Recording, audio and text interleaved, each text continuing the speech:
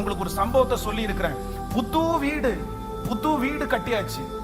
அன்னைக்கு அந்த வீட்டை வந்து அன்னைக்கு தான் பிரதிஷ்டை பண்ண போறாங்க. பிரதிஷ்டை பண்ண போகிற அன்னைக்கு கணவன் மனைவிக்கு பயங்கரமான சண்டை, ரொம்ப சண்டை.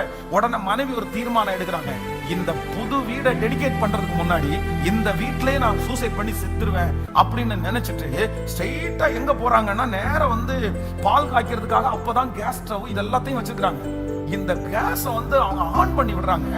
ஆன் பண்ணி விட்டுட்டு இவங்க என்ன தேடுறாங்கன்னா, தீப்பெட்டி தேடுறாங்க. இவங்க அவசரமா கோபத்துல சண்டை போட்டு உள்ள போனாங்களே தவிர தீப்பெட்டி கையில கொண்டு போகல.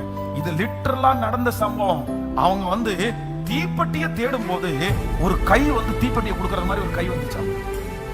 இவங்க அந்த ஒரு செகண்ட்ல வந்து, நான் தீப்பெட்டி எடுத்துட்டு வரல, நான் வந்து இப்படி கோவிச்சுட்டு வந்து கதவை சாத்தி எனக்கு தீப்பெட்டி கொடுக்கற அளவுக்கு யாருமே இல்ல, அந்த ஒரு நிமிஷத்துல சுதாகரிச்சாங்களாமா.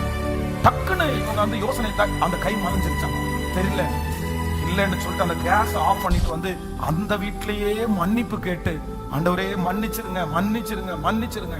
ஐயோ, பிசாசு வந்து ரொம்ப மோசம். அவன் அப்படின்னா, நீங்க அவனுக்கு இடம் கொடுத்துட்டீங்க.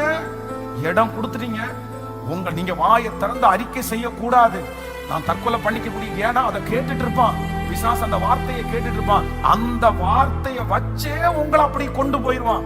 அந்த எண்ணத்தை வச்சே உங்களை அப்படி கொண்டு போயிருவான். ஐயோ, ரொம்ப கவனம்.